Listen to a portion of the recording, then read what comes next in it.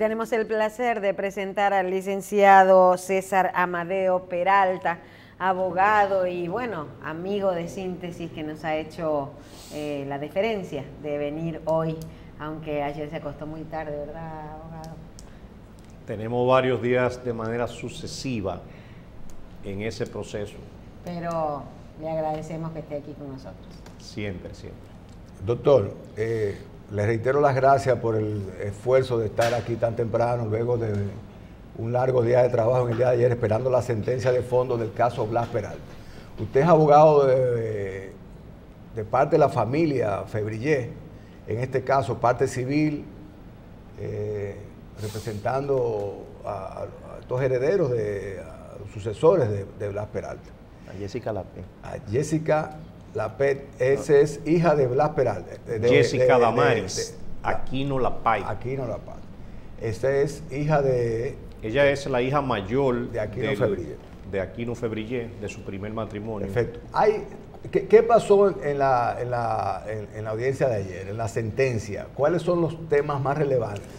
Y ahí mismo me comenta cuál fue esa tesis enarbolada por Blas Peralta, en un obvio cambio de estrategia,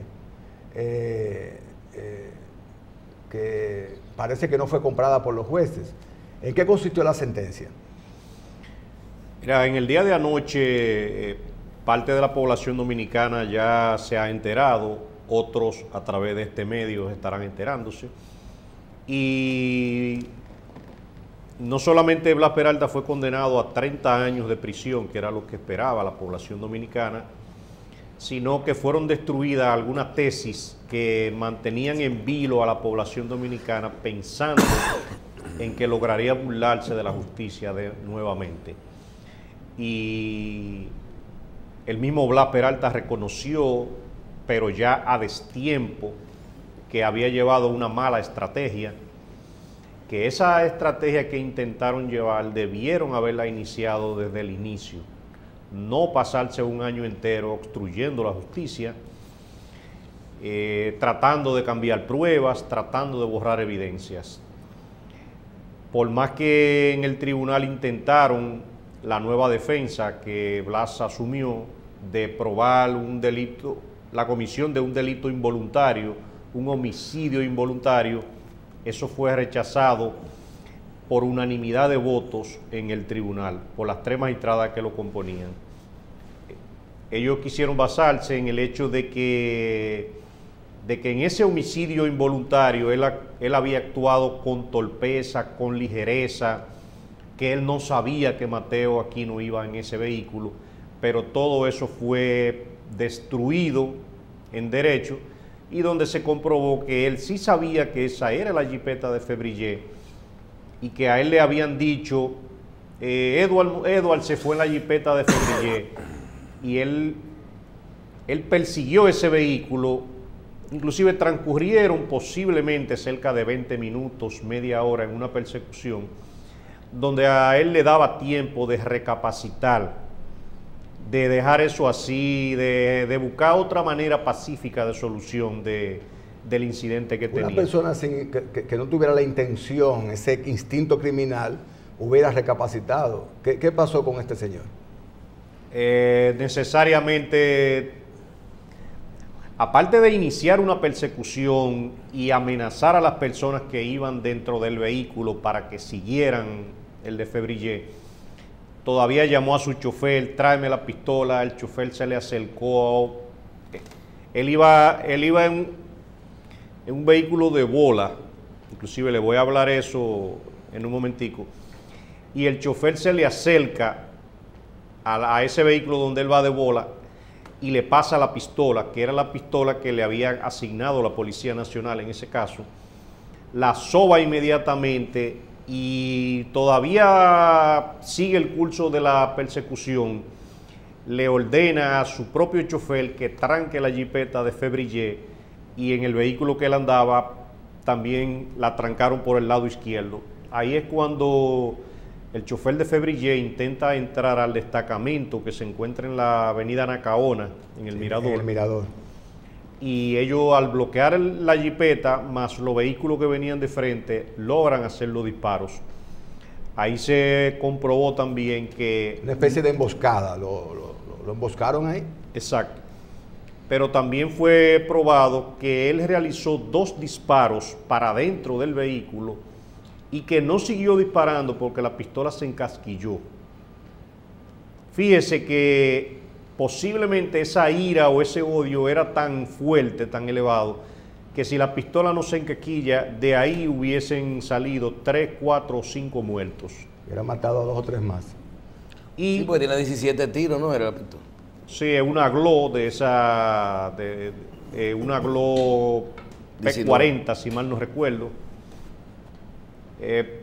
Recuérdate que en la pistola Glock hay como 3 tipos de Glock, pero Sí, esa sí. era la máxima. La 40. Y todos los hechos atribuidos por la Fiscalía y por los querellantes fueron comprobados.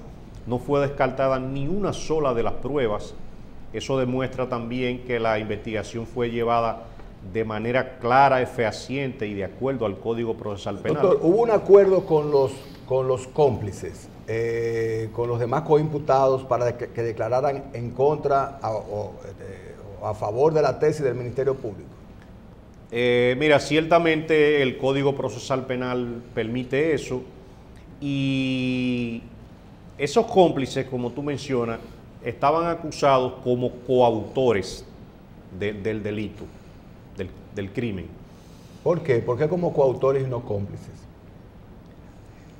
Desde la medida de coerción, inclusive, el magistrado Alejandro Vargas le atribuyó, por ejemplo, al chofer, que por su pericia en el manejo, él logró alcanzar el vehículo donde iba Février, logró bloquearlo y que si no fuera por su destreza en el manejo, ese crimen no hubiese sido... Y si además usted le agrega que le pasó la pistola, que es el arma homicida, se agravó más su posición. Exacto, yo me refiero al chofer que iba manejando el vehículo. El vehículo donde él iba de bola. Donde él iba de bola. ¿De quién es ese vehículo, doctor?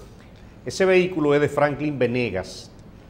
Es bueno también que se sepa que esa persona estaba en el momento equivocado y a la hora equivocada para joderse en buen dominicano. Esa persona... Venegas. Sí, esa persona llegó al restaurante a una reunión y mientras se desarrollaba la reunión con otra persona vinculada, ni siquiera fue a una reunión con Blas, ni a la reunión que convocaron ahí. Pero luego de suceder el incidente, el vehículo de Blas Peralta estaba echando combustible fuera del local y cuando Blas sale, se encuentra con él en la puerta y le dice, llévame allí, o sea, ahí comienza cierta presión psicológica, donde él, que es propietario de su vehículo, se monta inclusive en el asiento de atrás. O sea, él no va manejando el vehículo, sino que le cede el vehículo a Blas Peralta. ¿De quién lo maneja? Lo maneja el chofer de él, o sea, de Franklin Venegas. Oh, ¿cómo se llama ese Es señor? otro que estaba en el lugar equivocado. Exacto. En este momento me olvidó el nombre. Pero él recibe instrucciones de Venegas. Mira, manéjale el vehículo y Venegas va atrás. Llévame ahí. Exacto. Rafael Herrera Peña. Vamos a llevarla allí donde... Pero Venegas y el chofer sabían cuál era el paseo, que era persiguiendo a una persona. En ese momento sí, o sea, cáele atrás al vehículo de Février. Entonces, pero con la presión de Blas montado en el asiento delantero del pasajero. Okay.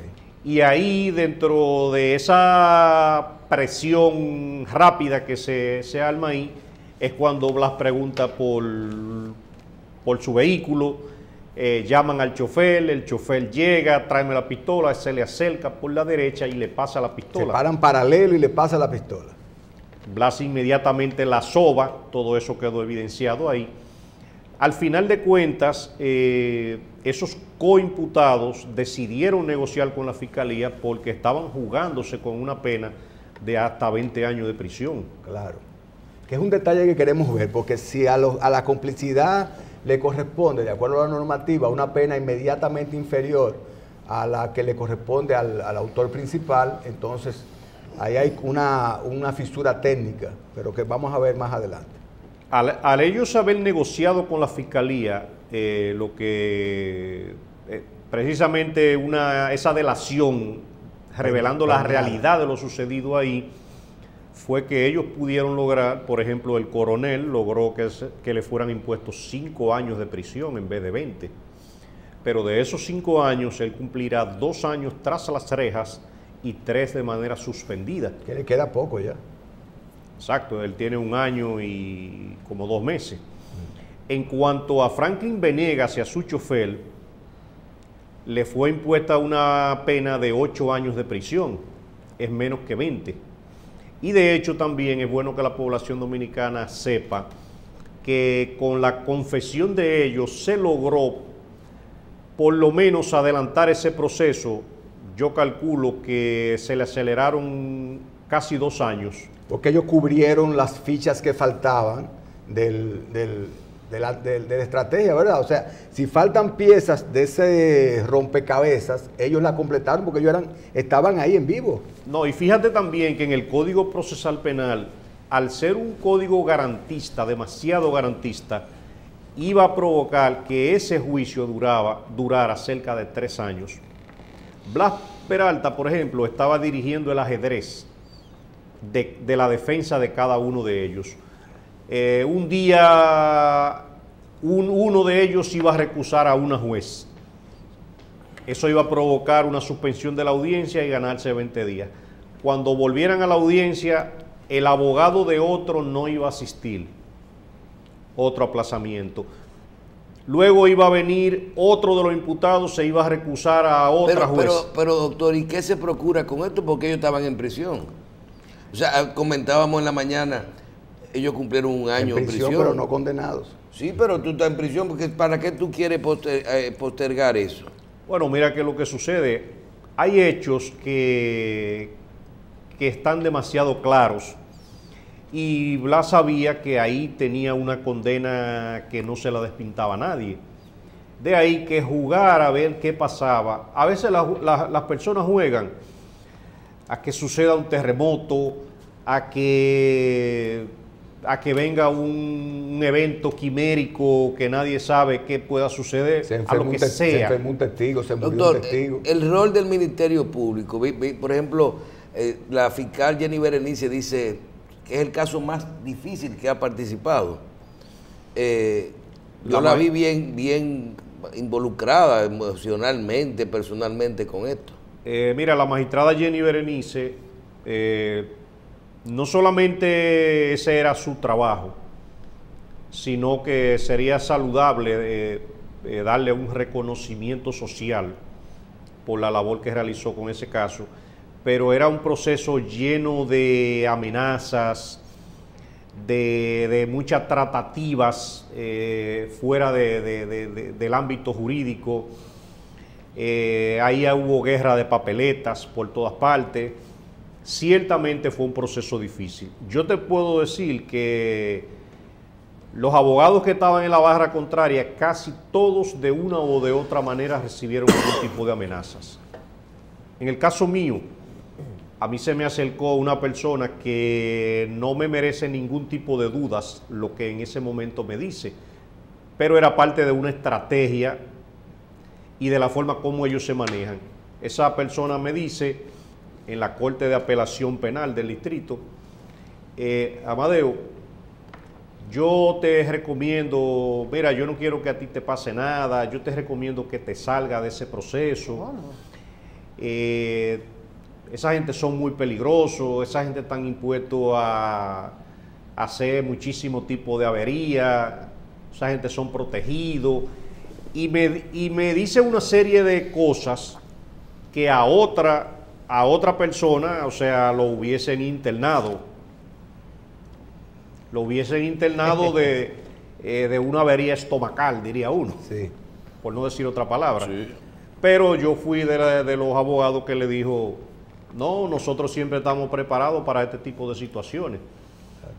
Y eso se conjugó con otras personas, que eso fue evidenciado, por eso la fiscal del distrito dijo, y tengan cuidado con no amenazar, que vamos a estar pendientes, pero es porque el que no ha recibido una amenaza es porque lo compraron.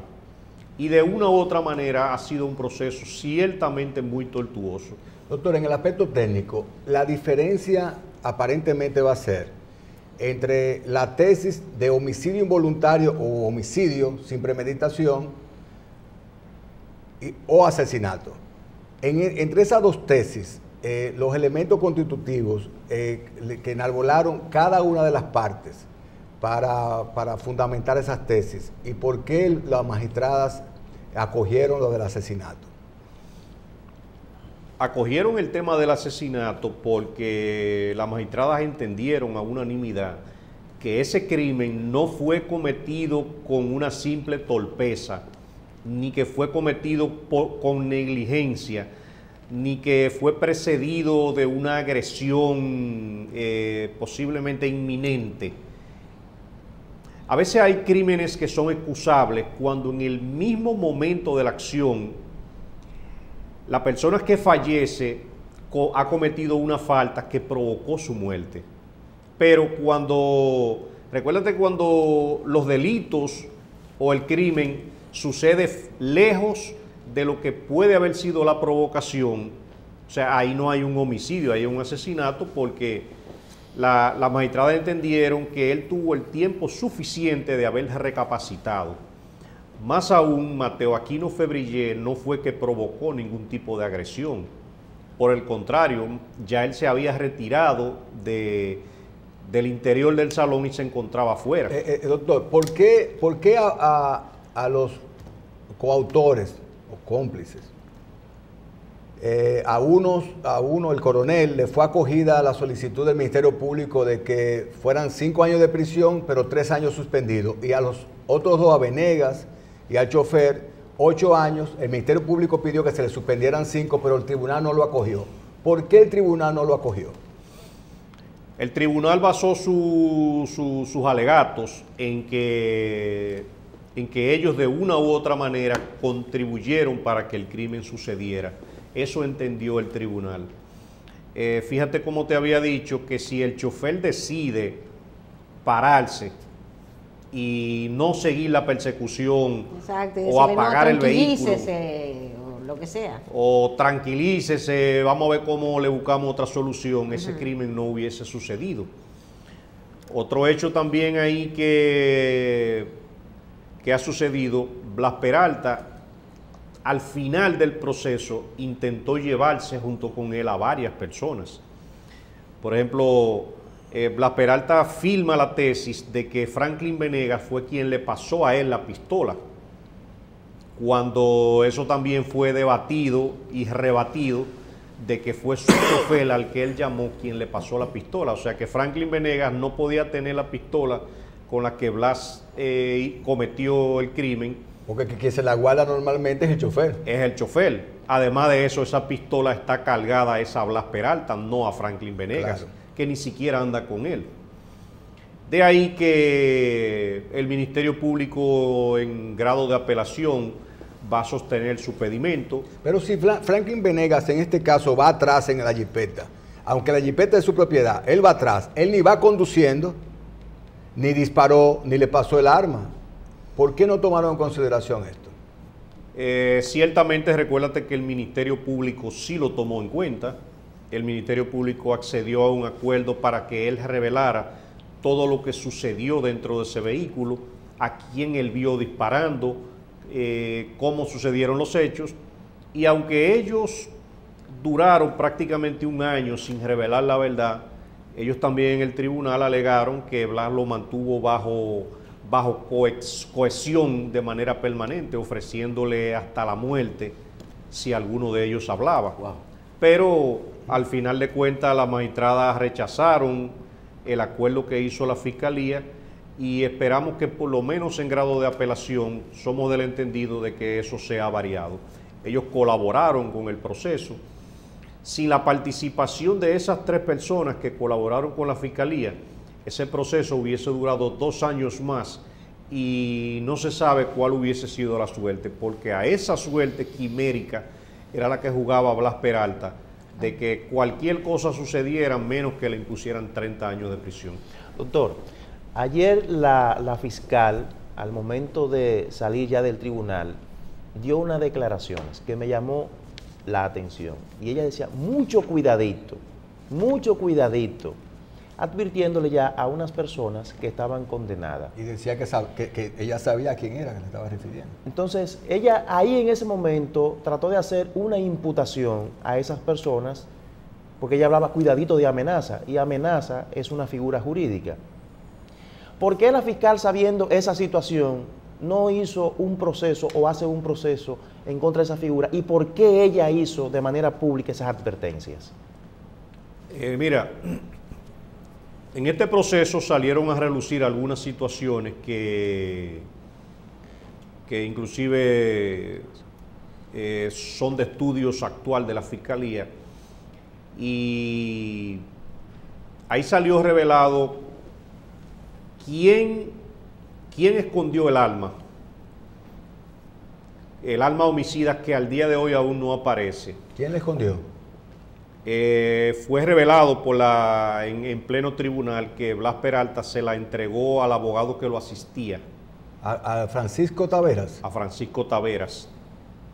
Eso fue un hecho no controvertido en la sala. De igual modo, hay muchas personas que de una u otra manera maniobraron para transmitir amenazas y para ocultar evidencias. Hay algo, por ejemplo, que también no sé cómo no ha salido a la luz pública. La propia Fiscalía del Distrito, hay algunos diputados del Congreso Nacional que intentaron maniobrar en contra de la Fiscalía para que fuera casi excluida de ese proceso. Diputados. Y de ahí que la fiscal también trae una referencia del caso sucedido con Adriano Román en Santiago, donde aún estando condenado, desde ahí seguía manipulando a los testigos y a los querellantes. Y fíjense lo que sucedió. Mandó a matar todavía a su ex esposa desde la cárcel.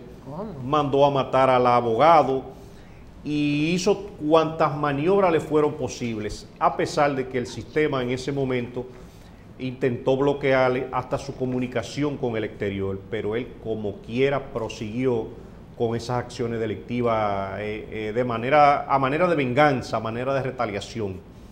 De ahí que por la forma como Blas Peralta se había manejado anteriormente y esa mente que quedó ahí, quedó señalada y estipulada en la sentencia como una mente violenta, ella hizo la advertencia contra cualquier cosa que le sucediera a cualquiera de las personas o sus familiares involucrados en ese proceso. Por lo cual Blas Peralta, inclusive si a alguien ahí le sucede algo, será el primer investigado por una segunda agresión o por un homicidio de cualquier persona. Pero mira, Blas Peralta entonces es más peligroso. ¿Sabe por qué? Porque teniendo 30 años de prisión, cualquier asesinato adicional,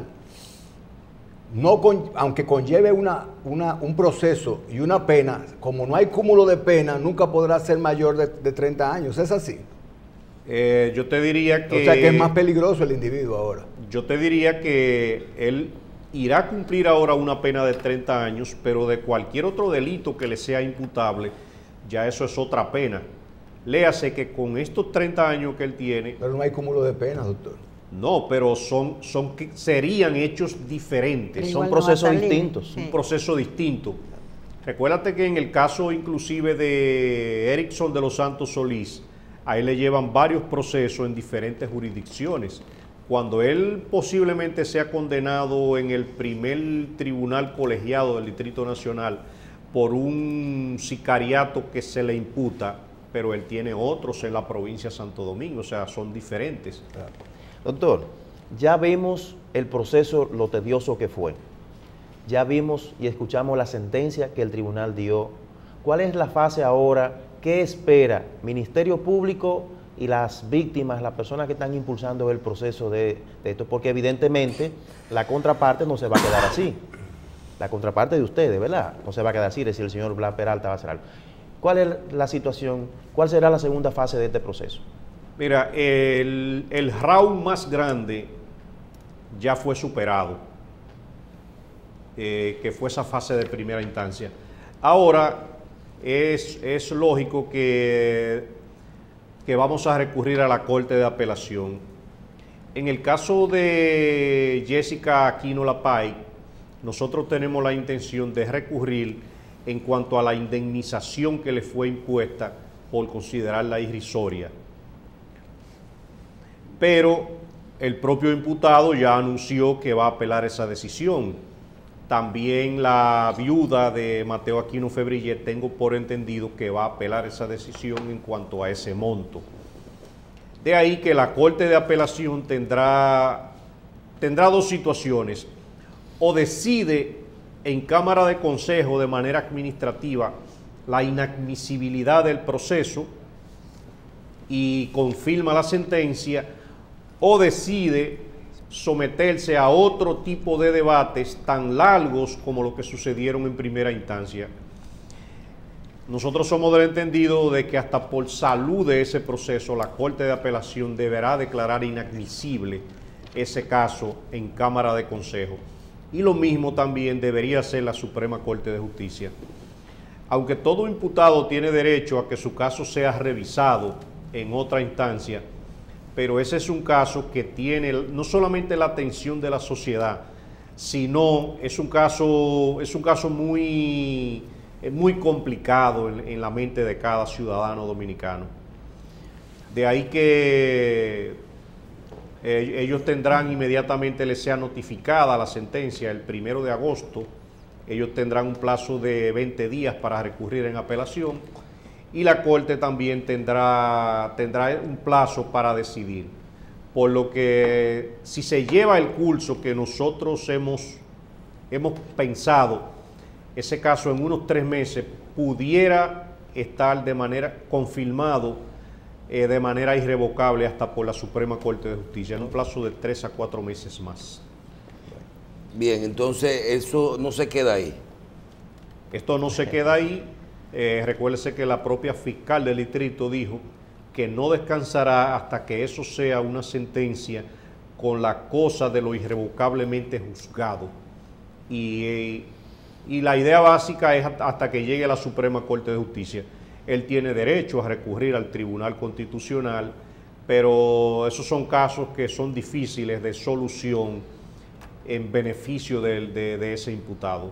Eso quedó comprobado que todo fue cometido por él, la forma como lo hizo, cómo intentaron borrar las evidencias, cómo intentaron cambiar el cañón al arma, cómo hubo esa guerra de papeletas, cómo hubo todas esas amenazas en contra de testigos, abogados, retiro de querellas. Se hablaba que a la hubo de todo. secretaria de Aquino Febrillet también le habían dado o le habían ofrecido dinero, sí, ¿verdad? Es la propia fiscal del distrito quien reveló al tribunal en diferentes ocasiones que la secretaria había recibido $1 millón de pesos por parte de Blas Peralta para no presentar querella. Tan poquito. Ciertamente ella no la presentó, ciertamente se manejó de manera muy sospechosa durante el proceso, y en esa última audiencia que tuvo que comparecer, conducida por una orden del tribunal. La tuvieron que llevar obligado. Exacto. De igual modo se mostró muy desafiante contra la fiscalía, intentó de una u otra manera confundir la forma de desenvolvimiento del proceso. Ese $1 millón de pesos dio para muchas cosas. Si fue que se lo dieron, según dice la fiscal Jenny Berenice, ¿verdad? Eso lo ha dicho la Fiscalía del Distrito, y la Fiscalía sostiene que tiene las pruebas fehacientes de cuándo y cómo lo recibió. Y eso es corroborado con el propio comportamiento de esa persona. Finalmente, que me preocupa el rol del abogado, que es además un amigo, Francisco Taveras.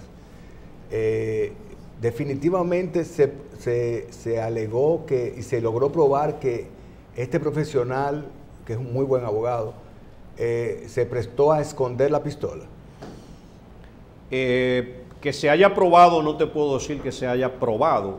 Sí te menciono lo que revelaron en el acuerdo los otros 3 coimputados en ese proceso. Ellos afirmaron que el licenciado Francisco Tavera había sido la persona que guardó la pistola. Lo afirmaron de manera pública en audiencias. Okay, pero la fiscal no lo encartó como cómplice ni por este hecho, ni mucho menos. La Fiscalía del Distrito, tengo por entendido que está estudiando el caso, porque la Fiscalía ha sostenido que faltan otras personas que de una u otra manera lograron quedar fuera de ese proceso. Y está analizando la posibilidad de cómo no se salgan con las suyas cualquier otro tipo de personas vinculadas con esa situación. Bueno. Una enseñanza al final de este proceso. Se condenó a Blas Peralta a 30 años de prisión y el sol salió por el este, se va a esconder por el oeste y la tierra seguirá girando.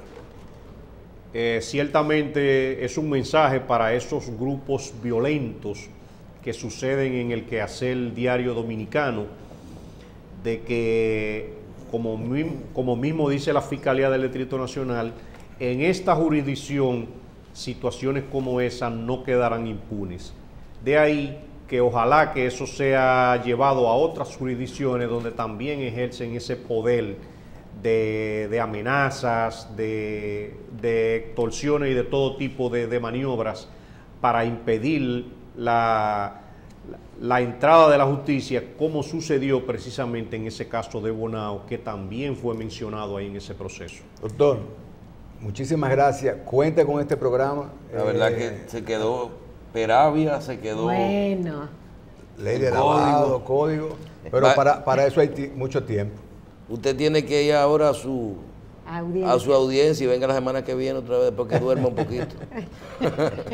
Le damos pues las gracias al licenciado César Amadeo Peralta, amigo de Síntesis, que bueno, nos honró con su presencia el día de hoy. Vamos a hacer una pausa para continuar con Síntesis Educación.